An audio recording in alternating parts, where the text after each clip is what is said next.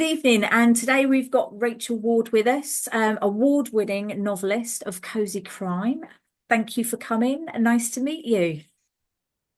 Hello, thanks for having me. That's all right. Now, if you just tell us a little bit about yourself and just what you do, that'd be great. Where do I start? I've been a published writer for 15 years. I started with YA thrillers, one of which sold to 26 countries and got optioned for film and all that sort of stuff, called Wow. Numbers, about a girl who could see numbers in people's eyes, which was the date of their death. Oh, wow. So yeah, that's where I started. I had five YA novels out, and then there was a little pause. And during that pause, I started writing crime to keep myself amused.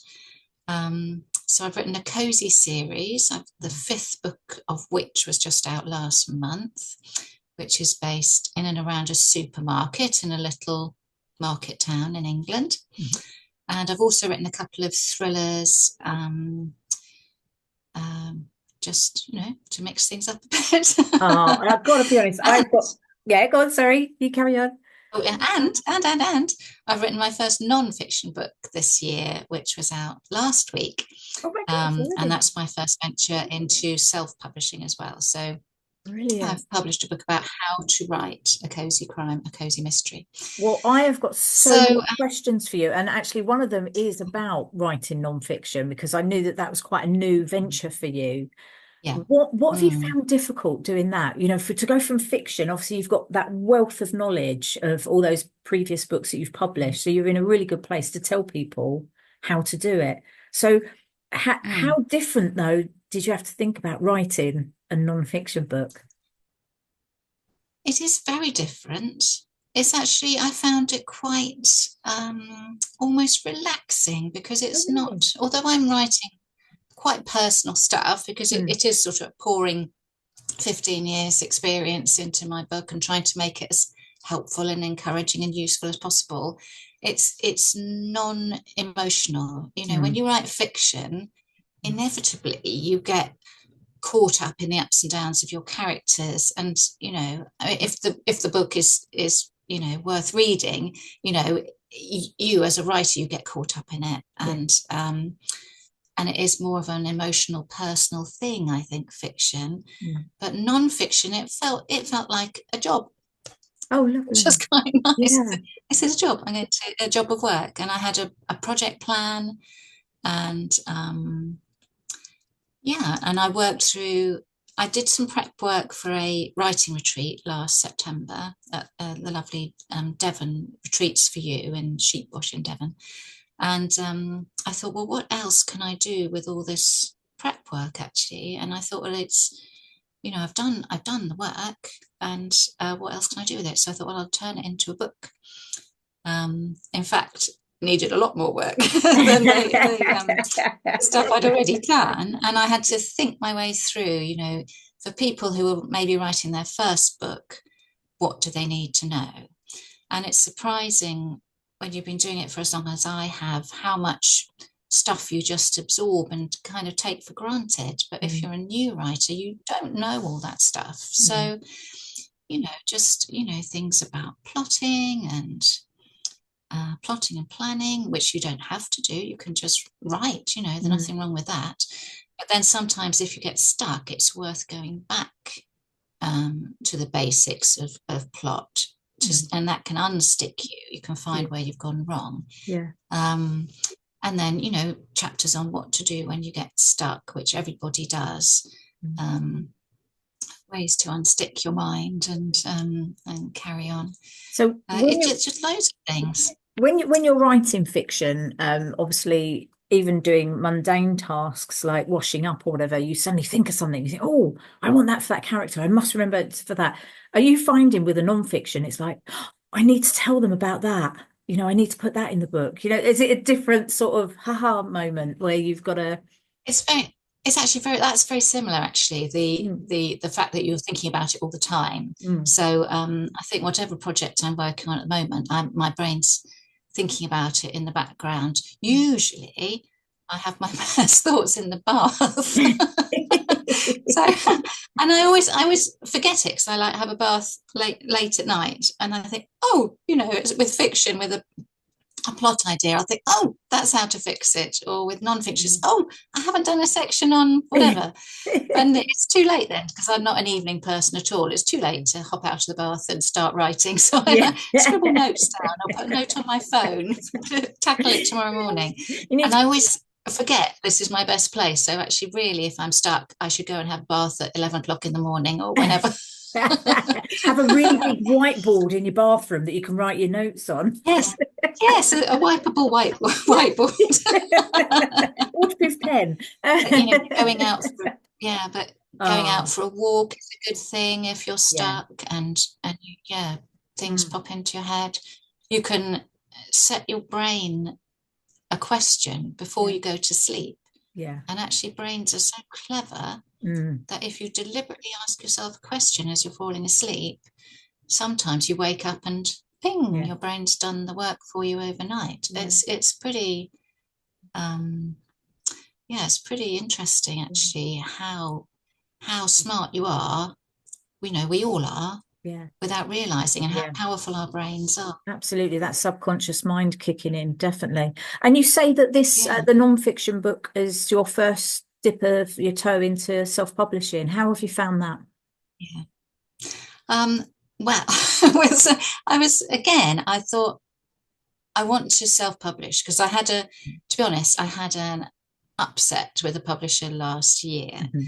One of my publishers went bust, Oh, taking a big chunk, moderately big yeah, chunk of royalties with them. yeah, And then I had a bit of a tussle over recouping some money and etc. It was very tedious. yeah, Um, and it brought me really low, yeah. like I really can low mood imagine. wise. Like Yeah, I just felt kicked in the guts and didn't know what to do with myself yeah, actually, or how to keep going. And I know I did want to keep going, but I didn't know how yeah. to sort of feel better. And it must have made you And then, nervous as well. It must have made you quite yeah, you nervous. kind of lose your trust in Mm, people. And absolutely. it's sad, really. But I mean, you can't be in any business, I don't think, without ups and downs, and Yeah, publishing's no different. yeah. And I don't think there wasn't malice involved, and No. none of it was personal. It's Mm. business, Yeah, and yeah. small businesses go under all the time. Mm. And I was a victim of that, and it happens all the time, happens every Yeah. day. Um, but the non-fiction, self-publishing non-fiction thing was actually my way of crawling out of my slough of despond. Yeah, And yeah, I hate this phrase. Everyone hates this phrase now, but it was taking back control. yeah, I'm yeah. so sorry to use that phrase. Sometimes you But have it does to. apply to Yeah, this particular circumstance, that yeah, I wanted to take back a bit of control and not be reliant on somebody else to make the decisions about yes or no, or what to call it, what to charge, mm, etc. I thought I'm going to do it myself, yeah. and I had no idea how to do it. And so I bought a very good book from Joanna Penn, who is the sort of self-publishing guru. She wrote a book called How to Write Nonfiction, which is brilliant. And she happens to live in Bath, actually. And she very kindly said, come and have a cup of tea and a chat.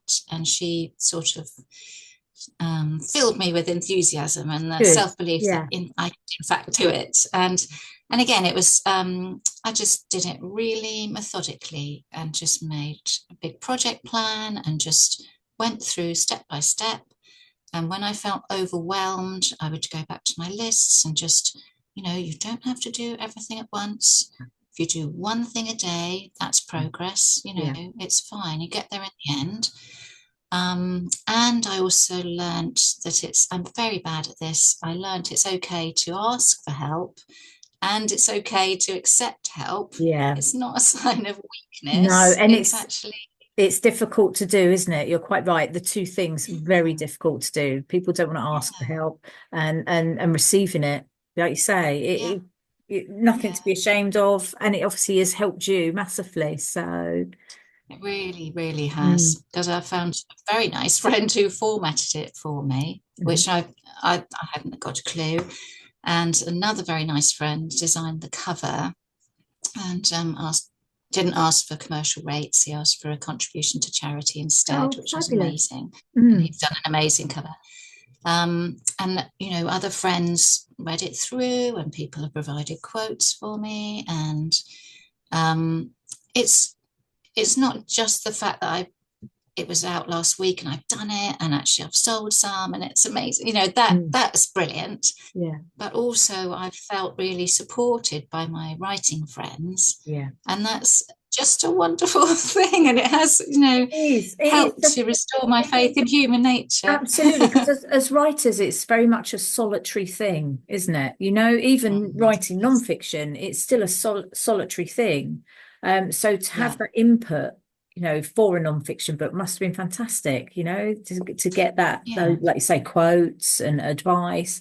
I just think it's Mm. so important. And I think maybe a lot of writers don't look out for that, don't, try and connect with people, even Yes. just for a And cup of tea, like you yes. say. Oh, Yeah. Well, it is difficult. And, mm, a lot of writers are quite introverted people, quite mm, shy, which I yeah, am too. yeah, And I'm not very good at making friends, but I've been in this business such a long time. yeah, I sort of made them anyway, despite myself. yeah, And and people have been so, so nice. yeah. I could show you a copy if you like. Oh, that'd be This is great if you could. A little I exclusive haven't clip. got I've not got a proper copy. I've just got my proof with the silly thing across, but it's so lovely. It's a Fantastic. lovely Look at book. that. It's a real book. Oh, no, well And the cover done. is, says That's cozy, fantastic. doesn't it, to Yeah, you? And yeah, I'm absolutely. really, really proud of it. Absolutely. And so you should be. So you should be. That's an incredible achievement, especially after what you'd gone through with last year with your publisher and what have you. But going back to, you said you Mhm. started off with youth uh, novels, and Yeah. Numbers particularly was your first one. Mhm. Yeah. What was the process then to move on to adult fiction, cozy crime? I mean, was it natural, or was it something you thought, oh, no, I just need a bit of a change?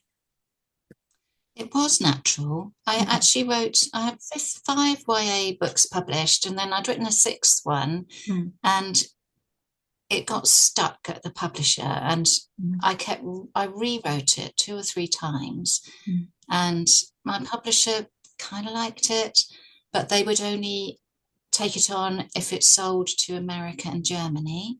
Right. And the Americans liked one aspect of it and wanted it changed one way, and the Germans liked the opposite aspect of it. And there was like, so there was it took ages, and this Yeah. thing was going backwards and forwards. So, and there's lots of waiting around, and ultimately it didn't go anywhere.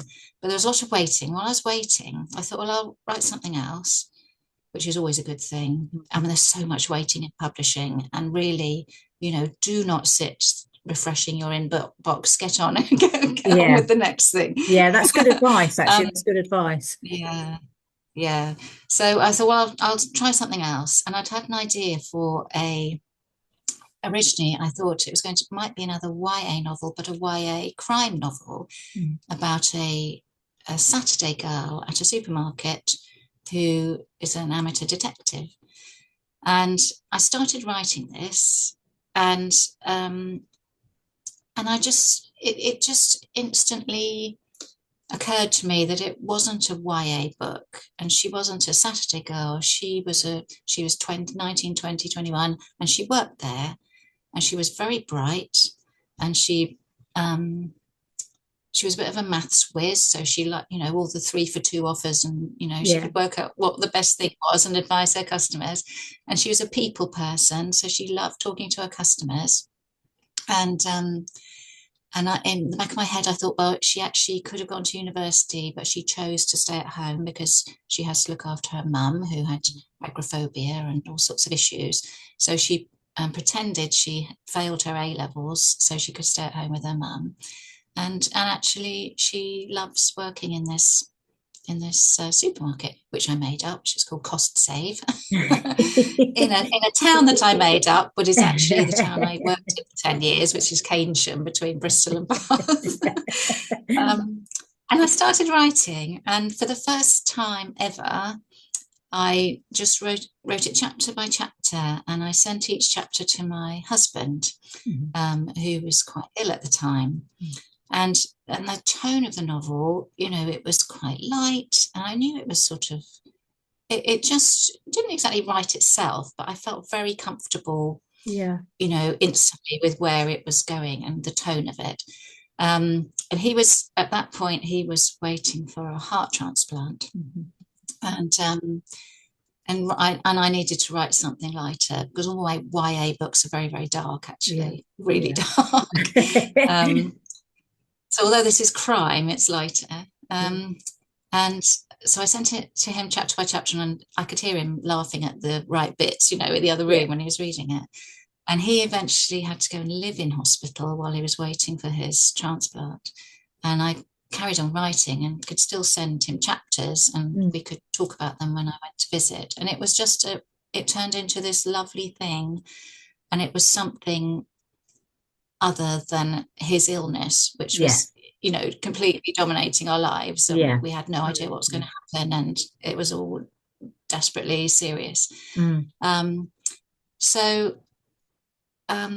He had his transplant and was very, very ill and in intensive care for 5 months. And I did manage to finish the book, and in the end I had to read the final chapters to him because he couldn't move because he was flat on his back in intensive care. So I did read the last chapters to him and finished it, and it was just a lovely project to work on. And did that become a series then? Was that the start of the series of books? So was it your intention for it to be a series, or was it the characters are just so good you've got more stories for them? I think I always thought it had potential to be a series. I just was really writing the first one for fun, and when I'd written it, and as something nice to do, and when I'd written it, I thought, well, we both like it. I'll see if I can get it published. And I had to get an agent, because I hadn't had an agent up till then. Because I'd found my YA publishers directly through the Froome Festival, actually. So, I had to find an agent, and then it took them a year to place the book, which was a long time. But eventually it led to this 5-book series. So fantastic. And the latest one is Heirloom Mysteries, is that right? The Missing Heirloom Mystery. That's a lovely cover. Is it the same graphic artist that does the cover? It's not the same as my non-fiction one. No. This is the books were originally with Sandstone Press, and they have different titles, and then they're now with Joffe Books, and so the covers and titles have all been redone. And and that one came out. That one literally has just come out, hasn't it, in October? It has. Yes. Number 5's just come out, and heirloom is sort of refers to all sorts of heirlooms, heirloom tomatoes and heirlooms, family heirlooms, and heirlooms belonging to this little market town, like Roman treasures and things. So fantastic. It's a multi-layered thing.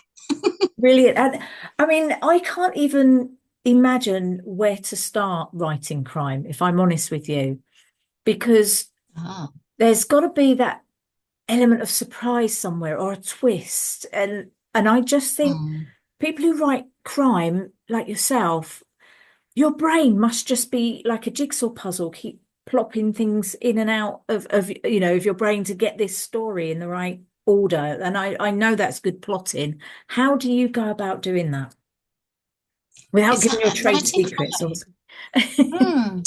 Writing crime is actually really liberating, because you are working within an established framework. I mean, some novels, crime novels, flip the script and are completely unique and wonderful.